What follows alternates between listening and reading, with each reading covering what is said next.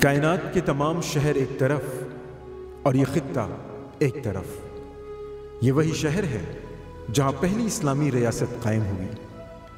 اس شہر کی گلیاں، اس کی فضائیں، اس کی ہوائیں محبت، قربانی اور ایمان کی گواہی دیتی ہیں۔ انسان تو انسان، حیوان و نباتات، الغرض زمین و آسمان کو بھی اس سرزمین، اس شہر پر رشک آتا ہے۔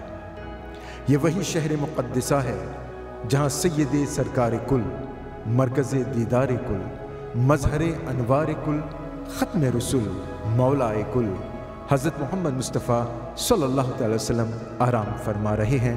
یہ شہر آنکھوں کا نور، دل کا سرور اور ہر قدم جائے عبرت ہے۔ وہ شہر محبت جہاں مصطفیٰ ہے، وہی گھر بنانے کو جی چاہتا ہے۔ وہ سونے سے کم کر، وہ چاندی سی مٹی نظر میں بسانے کو جی چاہتا ہے۔ وہ شہر محبت جہاں مصطفیٰ ہے، وہی گھر بنانے کو جی چاہتا ہے۔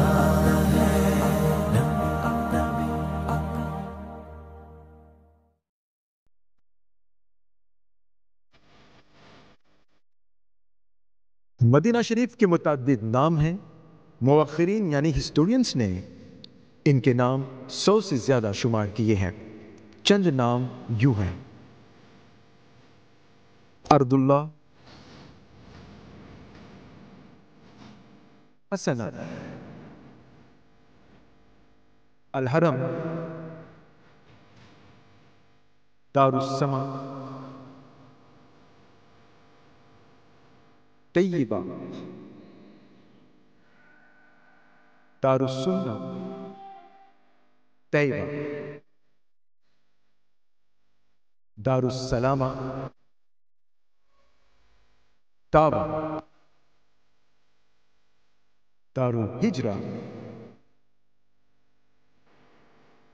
یثرب۔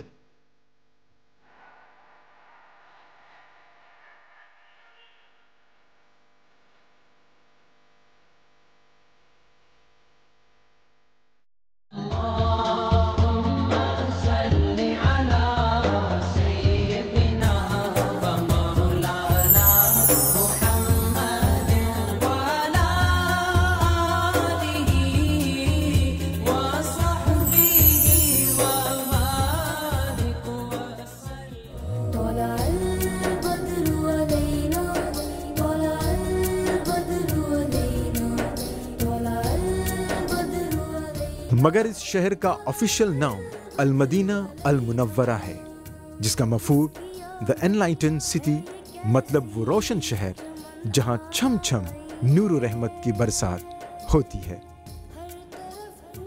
مدینے کے لیے سرکار مدینہ صلی اللہ تعالی وسلم کی دعا ہے۔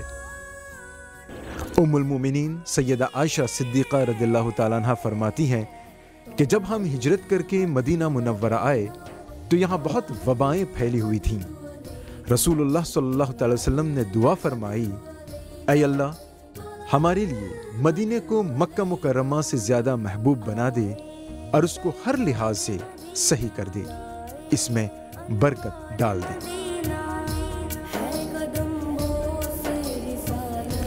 مکہ مکرمہ سے 440 کلومیٹر کے فاصلے پر واقع مدینہ شہر کروڑوں مسلمانوں کے دلوں کی دھڑکن ہے۔ دنیا کے کسی بھی شہر میں جائیں تو دوسری بار جانے کی تڑپ کم ہوتی رہتی ہے، مگر شہر مدینہ میں ایسی محبت کی فضا ہے کہ ایک بار جانے کے بعد اس تڑپ میں اضافہ ہوتا ہے اور بار بار اس کے دیدار کے آرزومند ہوتے ہیں۔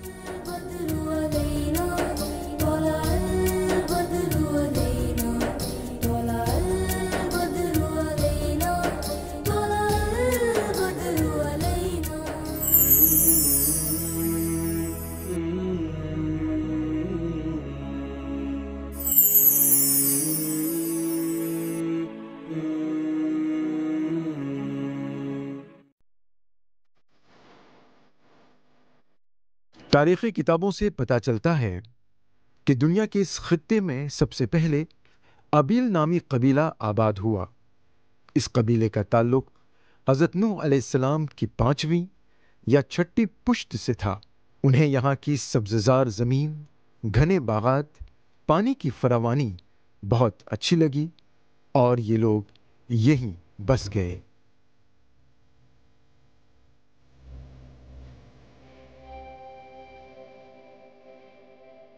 وقت گزرتا گیا اور پھر 685 قبل مسیح میں یہود کی تھوڑی تعداد اس جگہ یعنی یثرب میں بس گئے۔ وقت کے ساتھ ساتھ ان کی تعداد میں اضافہ ہوتا رہا اور ان کے 3 خاص قبیلے ہوئے۔ کاشتکاری میں ان کو مہارت تھی اور یہاں کے ماحول کا انہوں نے پورا فائدہ اٹھایا۔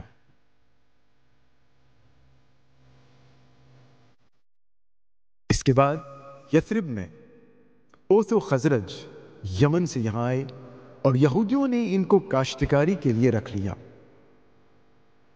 مگر یہودی اپنی فطرت کے مطابق ایسے ماحول پیدا کیے جہاں بہت ہی خونریز جنگیں یہاں پر ہوتی رہیں۔ یہ لڑائیاں 1 صدی یعنی 100 سال سے زیادہ مسلسل طور پر ہوتی رہیں۔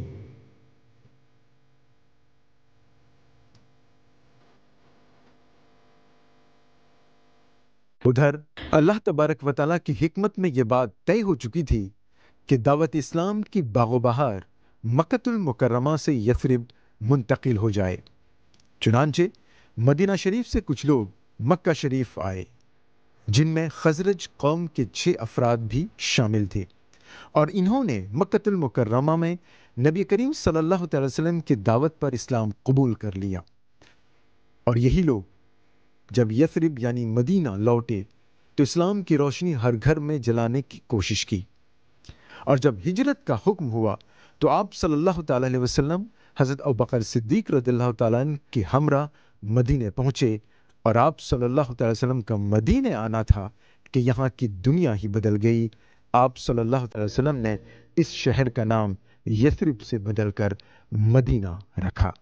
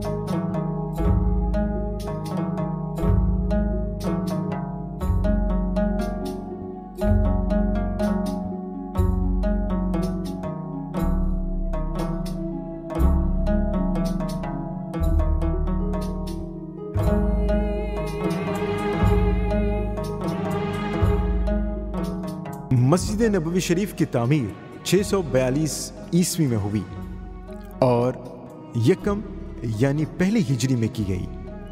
جب آپ صلی اللہ تعالی وسلم مکے سے مدینہ ہجرت کر کے تشریف لائے تو مسجد کی تعمیر کا حکم دیا، اور اس کی تعمیر میں آپ صلی اللہ تعالی وسلم نے خود بھی حصہ لیا۔ ابتدائی دور میں اس کا ڈھانچہ کھجور کی ٹہنیوں سے تیار کیا گیا، یہاں تک کہ اس کی چھت بھی کھجوروں کی ٹہنیوں سے ڈالی گئی۔ حضرت صلی اللہ تعالی وسلم کے دور میں ہی مسجد نبوی شریف میں توسیع تعمیرات کا آغاز ہو چکا تھا۔ اس کے بعد حضرت عمر رضی اللہ تعالیٰ عنہ کے دور میں 17 ہجری میں توسیعی کام ہوئے۔ اور اس طرح عہد اموی میں 91 ہجری میں، عہد عباسی 165 ہجری،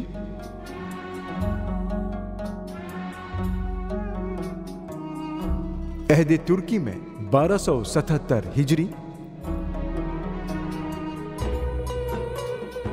اور شاہ عبد العزیز کے دور میں 1372 ہجری میں۔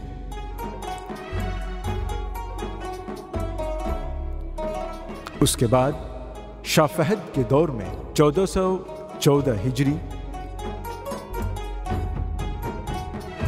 اور آج شاہ سلمان کے دور میں توسیع کام جاری ہیں اور سعودی حکومت کے ویژن 2030 یعنی ویژن 2030 کے ماتحت مسجد نبوی صلی اللہ تعالی وسلم میں ایک وقت میں 2 ملین سے زیادہ لوگ ایک ساتھ نماز ادا کر سکیں گے۔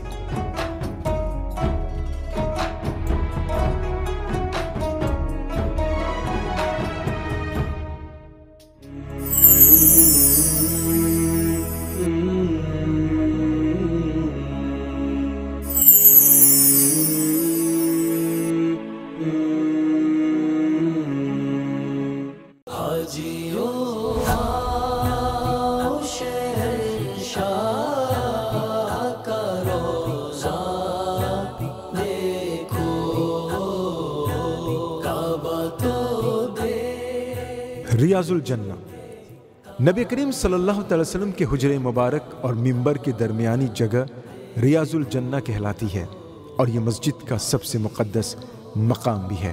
قول رسول صلی اللہ تعالی وسلم ہے، میرے گھر اور منبر کے درمیان والی جگہ جنت کے باغیچوں میں سے ایک باغیچہ ہے اور میرا منبر قیامت کے دن حوض کوثر پر ہوگا۔ دنیا کی بہاریں صدقے ہیں جنت کی شگفتہ کیاری پر، کیا عطر میں ڈوبی روح فضا پرکیف بہاریں ہوتی ہیں۔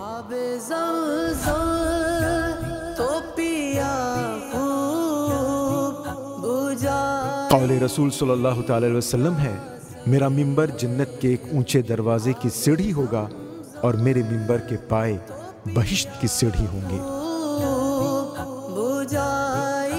کہاں میں اور کہاں اس منبر اقدس کا نظارہ، نظر اس سمت اٹھتی ہے مگر دزدیدہ دزدیدہ۔ کبھی دریا دیکھو آؤ جودے جگہ کوثر، کبھی دریا دیکھو۔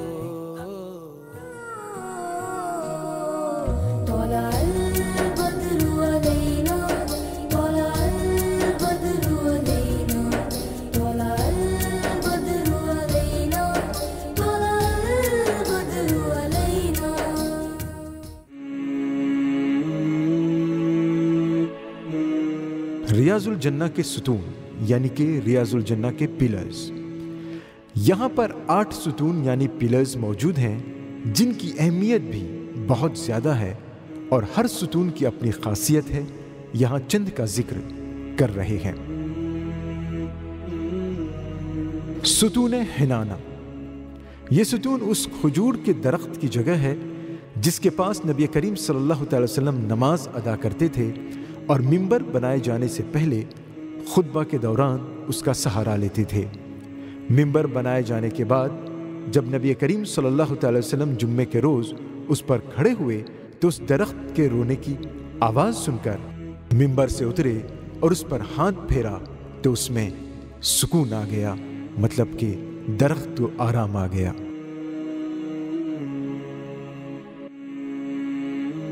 ستون توبہ، جہاں نبی کریم صلی اللہ تعالی وسلم توبہ کرنے والوں کو قبول فرماتے تھے۔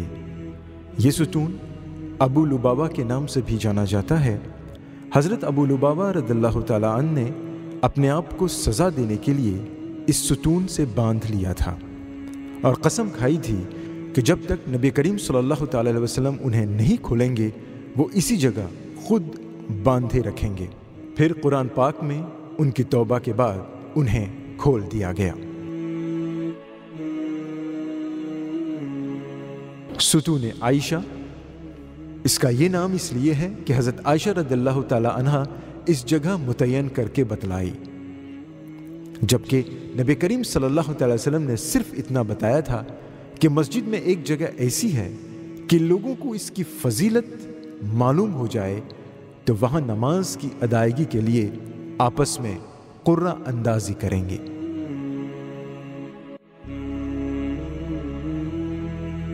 ستون وفود، یہ ستون مسجد نبوی شریف کے ستون حضرت ابن علی رضی اللہ تعالیٰ عنہ کے شمال میں واقع ہے۔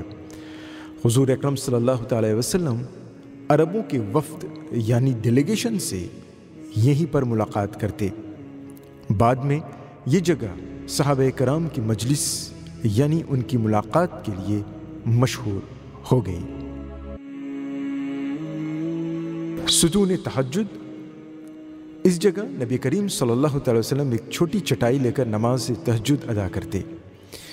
کسی صحابی نے انہیں وہاں نماز ادا کرتے ہوئے دیکھا تو آپ بھی اس میں شامل ہوئے، اور جب صحابہ کرام زیادہ ہوئے تو اس جگہ کو مسجد میں داخل کر لیا گیا۔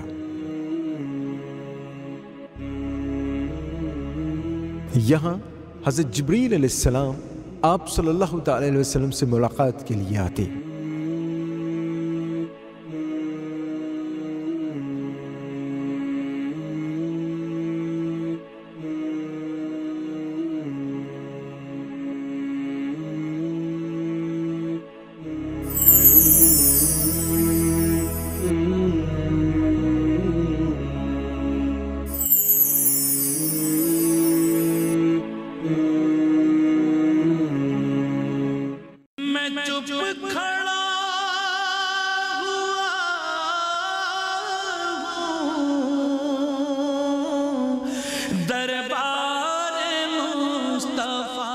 زیارت روضہ رسول صلی اللہ تعالی وسلم کے لیے باب السلام سے داخل ہوتے ہیں اور بہت ہی ادب و احترام کے ساتھ زیارت کا شرف حاصل کرتے ہیں۔ یہ وہ مقام ہے جہاں پلکیں بھی بہت ادب سے اٹھائی جاتی ہیں۔ ام المومنین حضرت عائشہ صدیقہ رضی اللہ تعالیٰ عنہ فرماتی ہیں کہ میں نے خواب دیکھا کہ 3 چاند میری گود میں آ کر گرے ہیں، اور جب رسول اکرم صلی اللہ تعالی وسلم اس دنیا فانی سے پردہ کر گئے تو حضرت ابوبکر صدیق رضی اللہ تعالیٰ عنہ نے فرمایا کہ ان 3 چاند میں سے آپ صلی اللہ تعالی وسلم ایک ہیں اور سب سے افضل ہیں۔ اس کے بعد دوسرا چاند حضرت ابوبکر صدیق رضی اللہ تعالیٰ عنہ اور تیسرا چاند حضرت عمر فاروق رضی اللہ تعالیٰ عنہ۔ زائرین بہت ہی ادب سے پہلے حضرت محمد مصطفیٰ صلی اللہ تعالی وسلم کو سلام کرتے ہیں، پھر حضرت ابوبکر صدیق رضی اللہ تعالیٰ عنہ کو، اور آخر میں حضرت عمر رضی اللہ تعالیٰ عنہ کو سلام کرتے ہوئے باہر نکلتے ہیں۔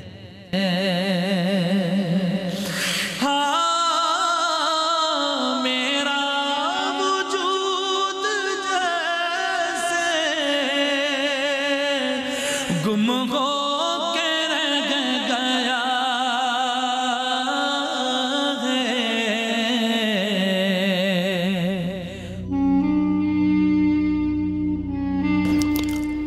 روضہ رسول صلی اللہ تعالی وسلم کی طرف کھلی کھڑکی۔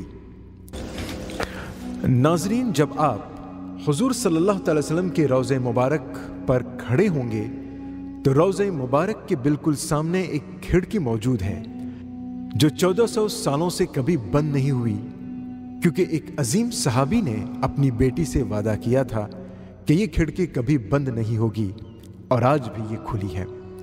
دراصل سن 17 ہجری میں حضرت عمر رضی اللہ تعالیٰ عنہ کے دور میں مسلمانوں نے بہت سی لڑائیاں فتح کی، یعنی بہت سی لڑائیاں جیتیں، اور اس سے مسلمانوں کی تعداد میں کافی اضافہ ہوا۔ اس طرح مسجد کی توسیع یعنی مسجد نبوی کو بڑھانے کی ضرورت پیش آئی۔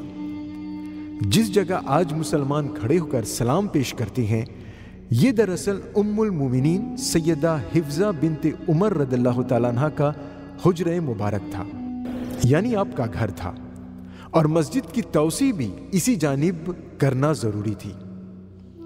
مسئلہ یہ تھا کہ سیدہ حفصہ رضی اللہ تعالیٰ عنہ کو حجرہ خالی کرنے کے لیے آمادہ یعنی کہ راضی کیا جائے، جس میں ان کے شوہر حضرت محمد صلی اللہ تعالی وسلم سویا کرتے تھے۔ جب حضرت عمر رضی اللہ تعالیٰ نے اپنی بیٹی کو گھر خالی کرنے کو کہا تو آپ رضی اللہ تعالیٰ عنہ پھوٹ پھوٹ کر رونے لگیں اور انکار کر دیا، مگر بعد میں ایک شرط پر وہ حجرہ خالی کرنے پر تیار ہوئی کہ ان کے لیے ایک کھڑکی خالی رکھی جائے جہاں سے وہ اپنے محبوب شوہر کی قبر مبارک کو دیکھ سکے۔ چنانچہ حضرت عمر رضی اللہ تعالیٰ نے یہ شرط مان لی اور یہ کھڑکی آج تک کھلی ہوئی ہے۔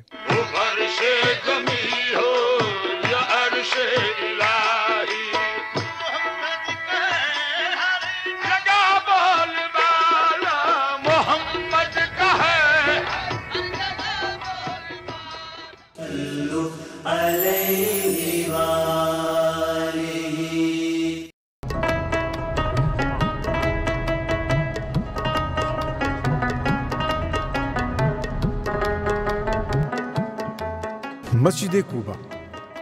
جب نبی کریم صلی اللہ تعالیٰ علیہ وسلم ہجرت کر کے مدینہ شریف آئے تو آپ صلی اللہ تعالیٰ وسلم نے مسجد قباء کی تعمیر کا حکم دیا۔ یہ جگہ حضرت کلثوم رضی اللہ تعالیٰ عنہ کی تھی اور اس کی فضیلت سورہ توبہ کی آیت نمبر 108 میں ہے، جہاں اللہ تبارک و تعالیٰ ارشاد فرما رہا ہے، جو مسجد اول روز سے تقوی پر قائم کی گئی ہے وہی زیادہ موزوں ہے کہ تم اس میں عبادت کے لیے کھڑے ہو۔ اور نبی کریم صلی اللہ تعالی وسلم نے ارشاد فرمایا، جو شخص اپنے گھر میں پاک و صاف ہو کر اس مسجد میں آئے اور اس میں نماز پڑھے تو اس کو ایک عمرے کا ثواب ملتا ہے۔ مسجد قباء کی تعمیر میں نبی کریم صلی اللہ تعالی وسلم بنفس نفیس شامل رہے۔ وقت کے ساتھ اس میں توسیع کام جاری رہے۔ مسجد کے چاروں کونوں میں خوبصورت مینار تعمیر کرائے گئے۔ قریب میں ایک مارکیٹ یعنی کہ ایک بازار کی تعمیر بھی ہوئی ہے جس سے زائرین کو آسانی ہوتی ہے۔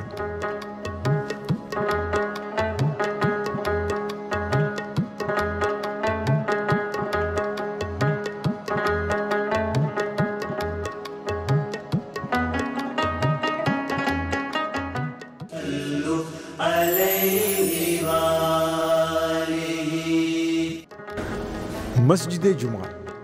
مسجد جمعہ مسجد قباء کے شمال میں تقریباً 1 کلومیٹر کی دوری پر واقع ہے۔ دراصل بروز جمعہ یعنی جمعے کے دن حضور صلی اللہ تعالی وسلم جب مسجد قباء سے روانہ ہوئے تو بنو سالم بستی میں نماز جمعہ ادا کی۔ بنو سالم نے اس جگہ مسجد تعمیر کروا دی جو مسجد جمعہ اور مسجد بنو سالم کہلوائی۔ آج اس مسجد میں قریب 700 لوگ نماز ادا کر سکتے ہیں۔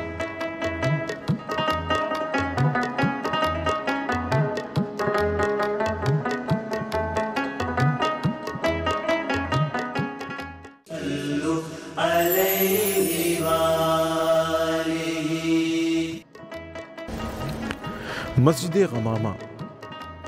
غمامہ کا مطلب بادل۔ مسجد نبوی شریف کے جنوب مغرب میں 305 میٹر کے فاصلے پر یہ مسجد واقع ہے۔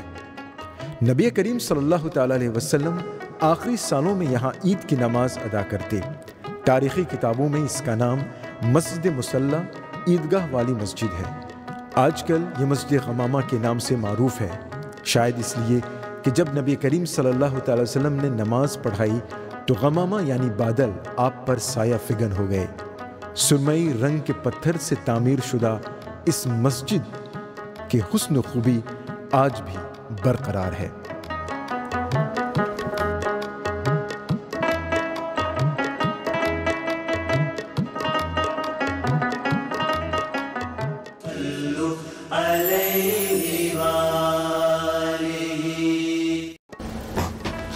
مسجد ابوبکر صدیق۔ مسجد غمامہ سے 40 میٹر کی دوری پر مسجد ابوبکر صدیق رضی اللہ تعالیٰ عنہ ہے۔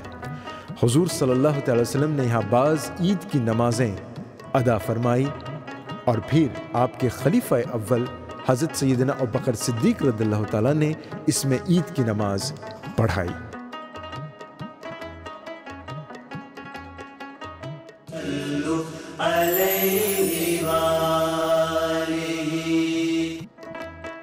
اور قریب ہی میں مسجد عمر بن خطاب رضی اللہ تعالیٰ عنہ۔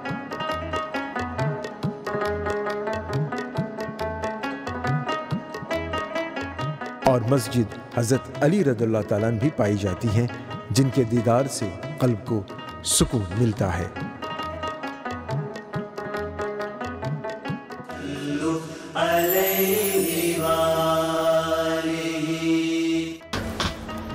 مسجد قبلتین۔ قبلتین مطلب دو قبلوں والی۔ نبی کریم صلی اللہ تعالیٰ علیہ وسلم ظہر کی نماز یہیں ادا کر رہے تھے کہ سورہ بقرہ کی آیت نمبر 144 نازل ہوئی، جس میں مسجد حرام یعنی کعبہ شریف کو قبلہ بنانے کا حکم ہوا، اور اسی وقت ایک نماز دو قبلوں کی طرف رخ کر کے پڑھی گئی۔ یہ مسجد نبوی شریف سے 5 کلومیٹر کی دوری پر واقع ہے۔ آج اس میں 2000 نمازوں کی گنجائش ہے۔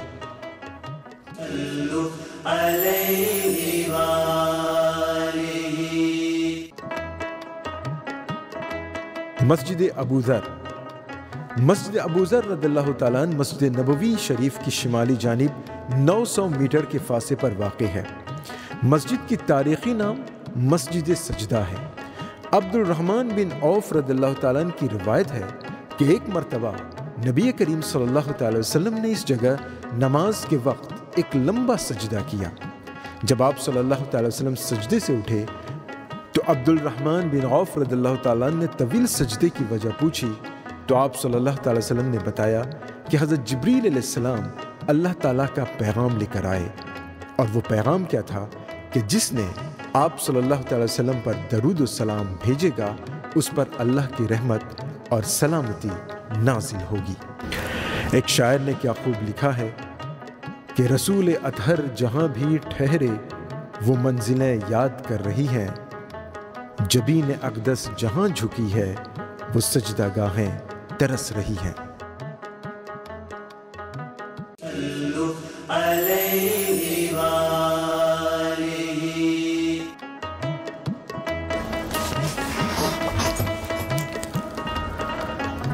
مسجد اجابہ۔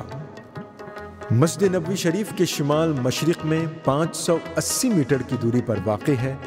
یہ مسجد بنو معاویہ کے علاقے میں تعمیر ہوئی تھی۔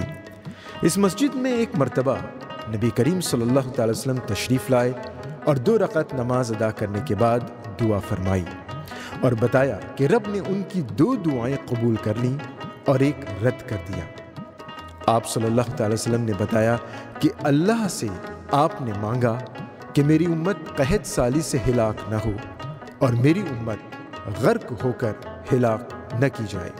یہ دونوں دعائیں قبول ہو گئیں، مگر یہ دعا قبول نہ ہوئی کہ میری امت میں باہمی اختلاف و انتشار نہ ہو۔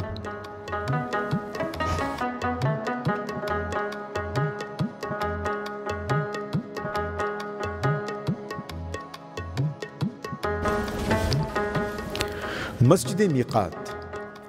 یہ بھی ایک تاریخی مسجد ہے۔ مسجد نبوی شریف سے اس کا فاصلہ 12 کلومیٹر کا ہے۔ اس مسجد کو مسجد شجرہ یا درخت والی مسجد بھی کہا جاتا ہے۔ جب نبی کریم صلی اللہ تعالی وسلم مکہ شریف کے لیے عمرہ یا حج کے لیے جاتے تو یہاں پر پائے جانے والے درخت کے پاس آپ صلی اللہ تعالی وسلم نماز ادا کرتے اور احرام میں داخل ہوتے، لہٰذا اسے مسجد میقات کا نام بھی دیا گیا۔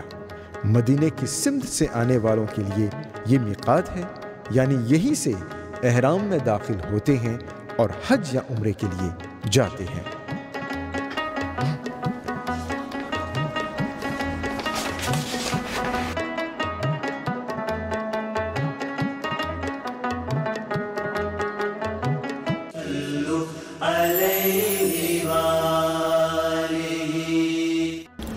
مسجد رائیہ۔ یہ مسجد ذباب نامی چھوٹے سے پہاڑ پر واقع ہے۔ اس کو مسجد رائیہ بھی کہا جاتا ہے۔ دراصل خندق کی لڑائی کے موقع پر نبی کریم صلی اللہ تعالی وسلم کے لیے اس جگہ خیمہ یعنی کہ ٹینٹ نصب کیا گیا تھا، اور یہاں سے آپ صلی اللہ تعالی وسلم خندق کی کھدائی کی نگرانی فرماتے تھے۔ یہ مسجد نبوی شریف سے 400 میٹر کی دوری پر واقع ہے۔ اس پہاڑ کی شمالی طرف وہ مشہور معجزہ رونما ہوا جس میں آپ صلی اللہ تعالی وسلم کی ضرب سے سخت چٹان ریزہ ریزہ ہو گئی اور ایک چمک نمودار ہوئی جس نے پورے مدینے کو روشن منور کر دیا۔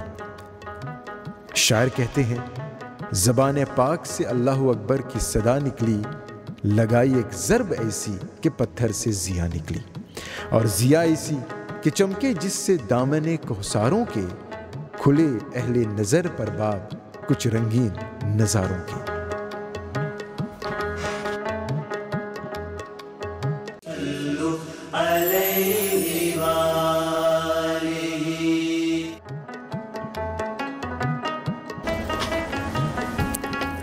مساجد سبعہ یا مساجد الفتح۔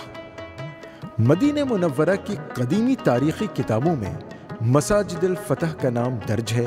یہ چھوٹی چھوٹی مسجدیں سلا پہاڑ پر واقع ہیں۔ یہاں کل 7 مساجد پائی جاتی ہیں، جسے مسجد سبعہ بھی کہتے ہیں، یعنی 7 مسجدیں۔ اس میں خاص مسجد فتح ہے۔ مسجد فتح اس جگہ تعمیر کی گئی ہے جہاں آپ صلی اللہ علیہ وسلم کے لیے غزوہ خندق کے موقع پر خیمہ نصب کیا گیا تھا، اور اس مقام پر آپ صلی اللہ علیہ وسلم 3 دنوں تک دشمنوں کی شکست کے لیے دعائیں کرتے رہے۔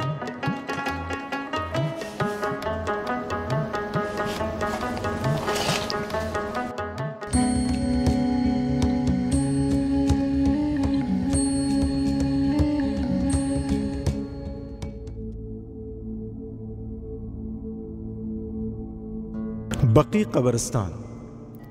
رسول اللہ صلی اللہ تعالی وسلم نے ارشاد فرمایا، تم میں سے جس شخص کو مدینہ منورہ موت آ سکتی ہو، اسے چاہیے کہ وہ یہ سعادت حاصل کرے، چونکہ میں یہاں مرنے والوں کی گواہی دوں گا۔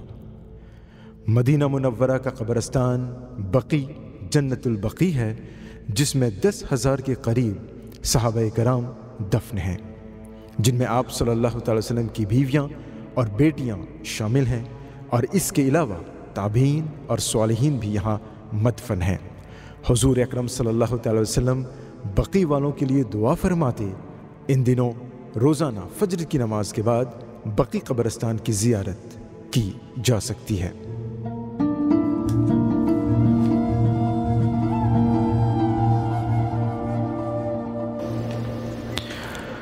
مقبرہ شہدائے احد۔ یہ مقبرہ احد پہاڑ سے قریب ہے اور مسجد نبوی شریف سے 4 کلومیٹر کے فاصلے پر ہے۔ نبی کریم صلی اللہ تعالی وسلم نے احد پہاڑ کو دیکھ کر فرمایا، یہ پہاڑ ہم سے محبت کرتا ہے اور ہم اس سے محبت کرتے ہیں۔ ایک بار نبی کریم صلی اللہ تعالی وسلم احد پہاڑ پر چڑھے۔ حضرت ابوبکر صدیق رضی اللہ تعالیٰ عنہ، حضرت عمر رضی اللہ تعالیٰ عنہ اور حضرت عثمان رضی اللہ تعالیٰ عنہ بھی ہمراہ تھے، یعنی کہ ساتھ تھے۔ اتنے میں پہاڑ ہلنے لگا تو نبی کریم صلی اللہ تعالی وسلم نے ارشاد فرمایا، احد ٹھہر جا، تجھ پر ایک نبی، ایک صدیق اور 2 شہید ہیں۔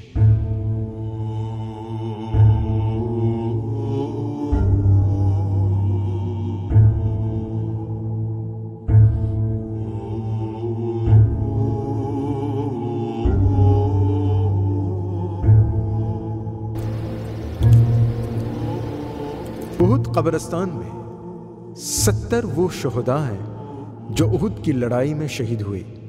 ان میں سید الشہداء حضرت حمزہ رضی اللہ تعالیٰ عنہ شامل ہیں۔ حضور اکرم صلی اللہ تعالیٰ علیہ وسلم ان شہداء کے پاس آ کر ان کی زیارت کرتے اور سلام کرتے۔ آپ صلی اللہ تعالیٰ وسلم نے ان شہداء کے متعلق فرمایا، اے لوگو، ان کی زیارت کے لیے آیا کرو اور ان پر سلام پیش کیا کرو۔ اس ذات کی قسم جس کے ہاتھ میں میری جان ہے، قیامت تک جو بھی ان پر سلام پیش کرے گا، یہ ان کے سلام کا جواب دیں گے۔ غور طلب ہے کہ غزوہ احد، جنگ احد میں حضور اکرم صلی اللہ تعالی وسلم بھی زخمی ہوئے اور آپ صلی اللہ تعالی وسلم کے دندہ مبارک شہید ہوئے تھے۔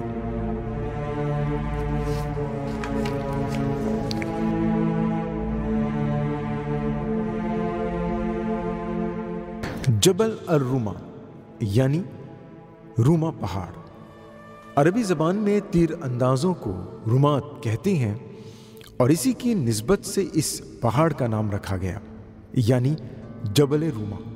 جو احد پہاڑ کے قریب ہے، نبی کریم صلی اللہ تعالی وسلم نے جنگ احد سے پہلے اس پہاڑ پر 50 تیر اندازوں کو کھڑا کیا تھا۔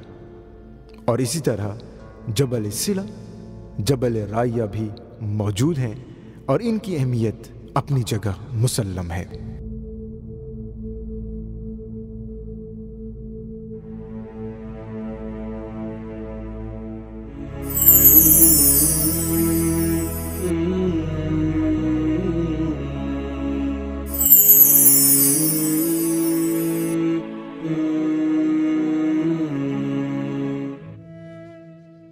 مدینہ شریف کی وادیاں۔ وادی عقیق مدینہ منورہ کی معروف وادیوں میں سے ایک مشہور وادی عقیق ہے۔ طائف سے شروع ہو کر مدینہ منورہ سے گزرتی ہے اور حجاز کی طویل ترین وادی عقیق ہے۔ حضرت عمر رضی اللہ تعالیٰ عنہ فرماتے ہیں کہ میں حضرت صلی اللہ تعالی وسلم کو وادی عقیق میں یہ فرماتے ہوئے سنا، آج میرے پاس میرے رب کی جانب سے آنے والا فرشتہ آیا اور اس نے آ کر کہا، اس مبارک وادی میں نماز پڑھو اور حج و عمرہ کی ایک ساتھ نیت کرو۔ یہ وادی اپنی میٹھے پانی، لطیف ہوا، نرم مٹی اور زرخیز زمین کی وجہ سے ہمیشہ عیان حکومت، اصحاب ثروت اور اہل ذوق کی توجہ کا مرکز رہی ہے۔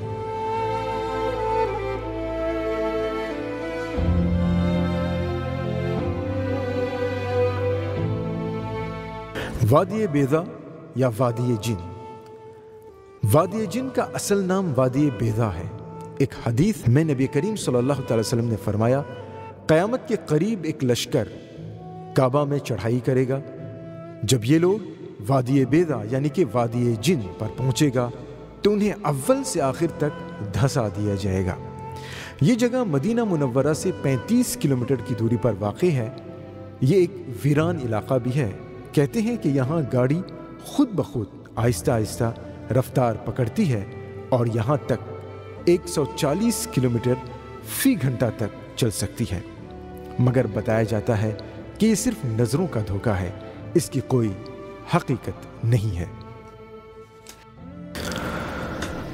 وادی بطحان مدینہ منورہ کی خاص وادیوں میں سے ایک وادی وادی بطحان ہے۔ یہ وادی قوبہ علاقے سے گزرتی ہوئی مسجد غمامہ کے قریب پہنچتی ہے، وہاں سے جبل سلا اور پھر مساجد فتح، پھر خلیل میں پہنچ کر ختم ہو جاتی ہے۔ حضرت عائشہ صدیقہ رضی اللہ تعالیٰ عنہ کی روایت ہے کہ بطحان جنت کی نہروں میں سے ایک ہے۔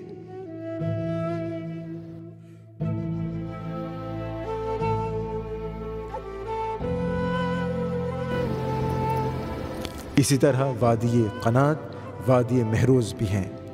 ایک وادی رانونا بھی۔ اس وادی کو یہ منفرد اعزاز حاصل ہے کہ اللہ کے نبی صلی اللہ تعالی وسلم نے مدینہ منورہ میں جمعے کی پہلی نماز اسی وادی میں پڑھائی۔ ہجرت کے وقت آپ صلی اللہ تعالی وسلم کا گزر یہاں سے ہوا اور پھر اسی جگہ مسجد جمعہ کی تعمیر ہوئی۔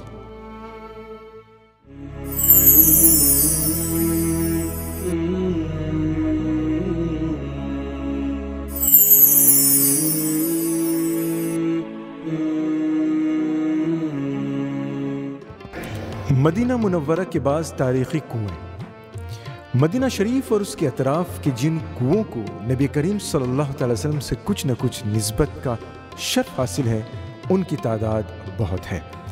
یہاں پر ہم مدینہ شریف کے چند معروف کنووں کا ذکر کر رہے ہیں۔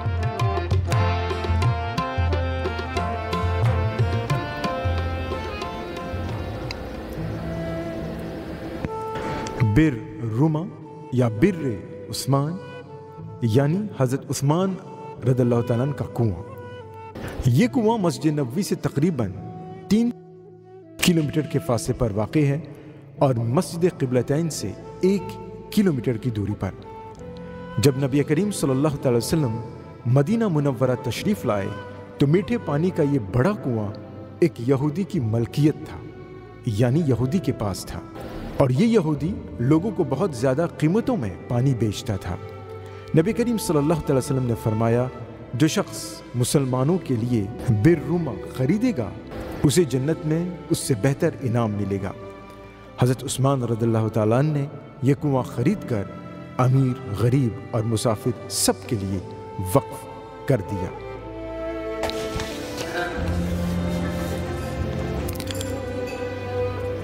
برہا، یہ کنواں حضرت ابو طلحہ انصاری رضی اللہ تعالیٰ عنہ کے باغ میں واقع تھا جو مسجد نبوی شریف کی شمالی جانب تھا۔ حضور اکرم صلی اللہ علیہ وسلم اکثر یہاں آتے اور اس کا پانی نوش فرماتے۔ جب آیت کریمہ نازل ہوئی جس کا ترجمہ یوں ہے، تم نیکی کے درجے کو ہرگز نہیں پا سکتے جب تک اپنے مال میں راہ خدا میں خرچ نہ کرو، لہٰذا حضرت ابو طلحہ انصاری رضی اللہ تعالیٰ عنہ نبی کریم صلی اللہ علیہ وسلم کے پاس آئے اور کہا، یا رسول اللہ صلی اللہ علیہ وسلم، میرا محبوب ترین مال برہا یعنی یہ کنواں ہے اور اسے میں خدا کی راہ صدقہ کرتا ہوں، آپ جہاں چاہیں اس کو صرف فرما لیں۔ پھر نبی کریم صلی اللہ علیہ وسلم کی تجویز پر حضرت ابو طلحہ نے اسے اپنے رشتہ داروں میں تقسیم کر دیا۔ آج اس کی جگہ باب ملک فہد 21 یعنی فہد گیٹ نمبر 21 میں داخل ہوتے ہی چند میٹر کے فاصلے پر بائیں طرف موجود ہے۔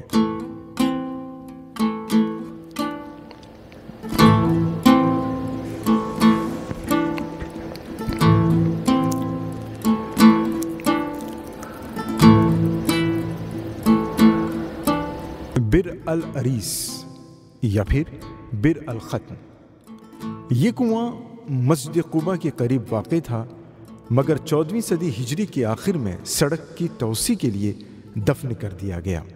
اس کنویں کو بر الختم یعنی انگوٹھی والا کنواں کہنے کی وجہ یہ ہے کہ نبی کریم صلی اللہ علیہ وسلم نے چاندی کی انگوٹھی استعمال کی جو آپ صلی اللہ علیہ وسلم کے بعد حضرت ابوبکر صدیق رضی اللہ تعالیٰ عنہ، پھر حضرت عمر رضی اللہ تعالیٰ عنہ اور پھر خلیفہ سوم حضرت عثمان غنی رضی اللہ تعالیٰ عنہ کے ہاتھ میں تھی کہ اچانک اس کنویں میں گر گئی۔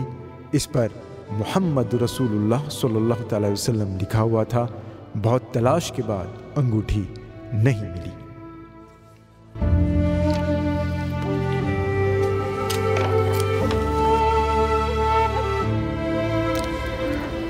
بر الغرز، مسجد قباء سے تقریباً 1 کلومیٹر کے فاصلے پر یہ کنواں واقع ہے۔ اس پر اب چھت ڈال دی گئی ہے۔ نبی کریم صلی اللہ علیہ وسلم اس کنویں کا پانی نوش فرماتے، وضو بھی کیا کرتے اور یہ وصیت کی کہ آپ صلی اللہ علیہ وسلم کی وفات کے بعد کہ آپ کو اسی کنویں کے پانی سے غسل دیا جائے۔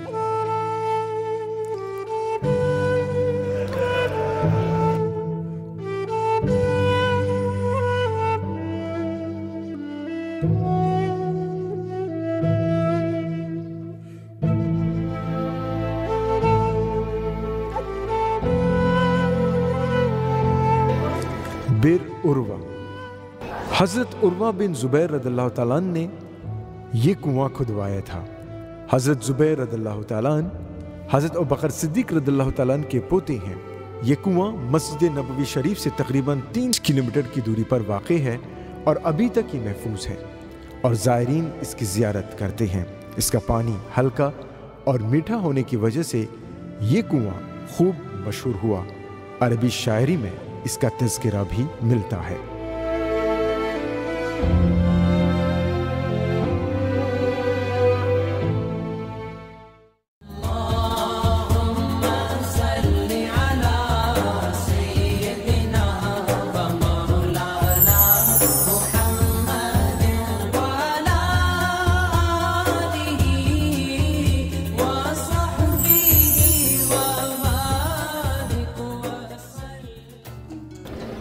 مدینہ منورہ میں کھجور، مدینہ شریف میں شروع سے ہی کھجوروں کے باغات کی کثرت پائی جاتی ہے اور پھر نبی کریم صلی اللہ تعالی وسلم نے بھی ان کھجوروں کے لیے دعا فرمائی۔ چنانچہ آپ صلی اللہ تعالی وسلم نے ارشاد فرمایا، جس کسی نے صبح کے وقت 7 کھجوریں نہار منہ کھائے اسے شام تک کوئی زہر نقصان نہیں دے گا۔ دوسری احادیث میں اجوا کھجور کا ذکر ہے۔ مدینہ شریف میں کھجوروں کی اقسام بہت ہیں جن کے سائز مختلف، الگ الگ ذائقہ، مختلف رنگ وغیرہ۔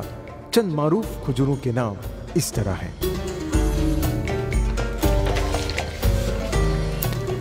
اجوا، عنبر،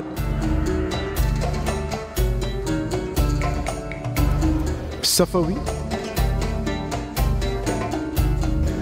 بڑھی، حلوی، مبروم، مضافاتی، سکاری وغیرہ۔